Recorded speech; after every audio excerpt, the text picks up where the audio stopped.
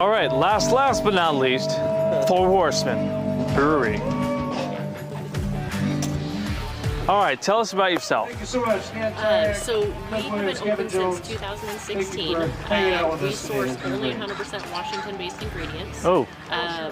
Mainly from Skagit Valley Malting. Last call for tokens. And my brother and I founded it. Barbecue awards we up started next. doing everything in like 2010. Okay. We had a lot of legal battles along the way, county and all that stuff, but we fought hard to have our place where we're at and on our rural property. Okay. So we're kind of a farmhouse style brewery. Very cool. We've got a little bit of everything. So where are you guys based out of? So we're Southeast Kent. We're actually just off of Highway 18, the exit right before Covington. Oh, okay. Very cool. Very close. Yeah. All right, so as far as beers, what is your first beer?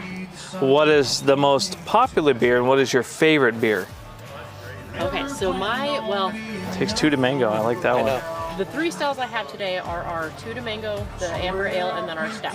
At the brewery, we have a bunch more because we range anywhere from like a 9 to 11 style. We have the ability to go up to having 18 things on tap. Okay. And we're working on that.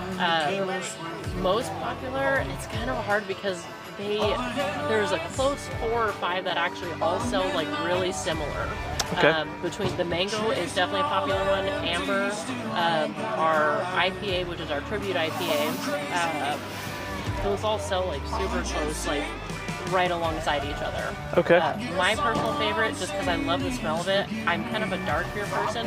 Okay. Of course, we're out of it right now, but our Stay Puft Porter that we normally have at the brewery, that's kind of my Like the marshmallow? Yes. Oh, that's so awesome. Because we try to keep mostly within the theme of the apocalypse. Okay. So if you remember Ghostbusters, awesome. Yep. Stay Puft Marshmallow Man. Yep. So that's why we named That's the first thing that came to my mind. All right, so name the 4 horsemen.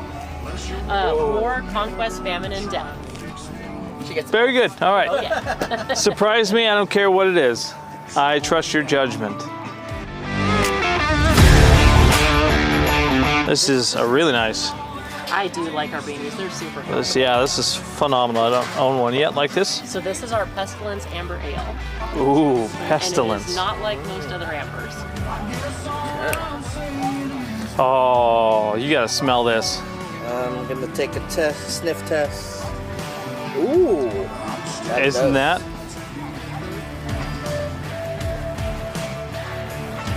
Sign me up. Where'd I buy a keg? At our brewery. I actually really like this. Mm-hmm. This is by far the most unique IPA that I've had today, probably in my life actually. It's got a very fluorescent, or not a fluorescent, what is that? A floral smell to it, taste. It's very well rounded. It's definitely a little bit more fruity than I would imagine from an IPA.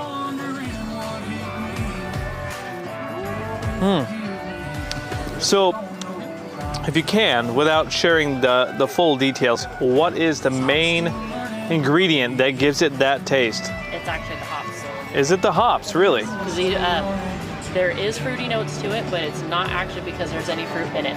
Okay. So it is actually strictly from, and it's actually like hop extraction products that we use in conjunction with actually like using pellets in that.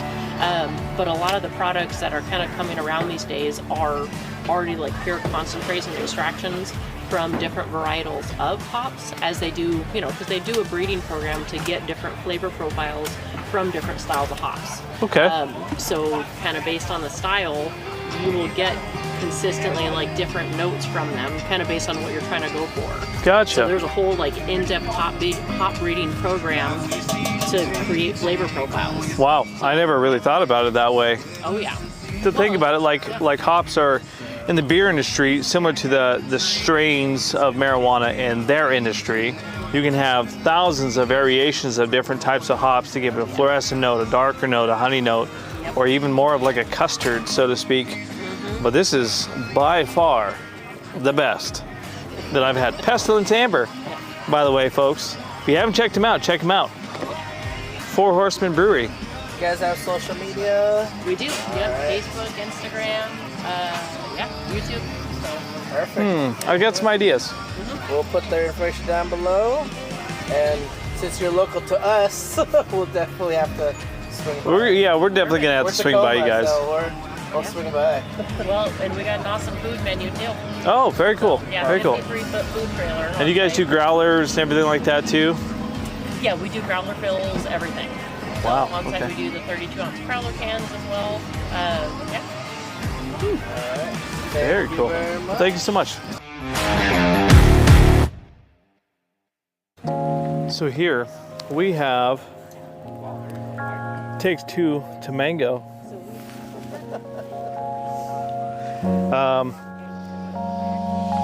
Smell surprisingly isn't fruity, so you'd never know.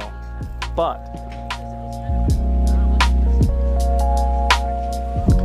when tasting, it's a lot like the last one that we had. I believe it was the IPA. Very fruity. It's got a nice balance.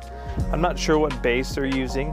I would assume it's more like a Pilsner or maybe a stout. But as far as the actual balance of the beer itself, it's very well-rounded. Mango flavor not too strong too. No, it's not. And it's not like they're adding flavor ingredients to it. She said that it's all in the hops itself. And she said that there's several different variations of different hops that they can use as far as the steeping process when they're basically brewing from the time of conception, so to speak, to the time of birth. When they put this into a bottle, when they put this into an actual tap, that it comes out to be this flavor, so to speak. It's not like you have to wait a year or 2 years. This comes out after, I think, probably about a week to 2 weeks to maybe 3 weeks process. And I'm sure they have their own secrets to this, but I would definitely say by far this is the best mango that I've had. Takes Two to Mango. Don't forget, from Four Horse Brewery. No, I'm not sponsored. I just really like this beanie. But yeah, it doesn't have a fruity smell. It has more of a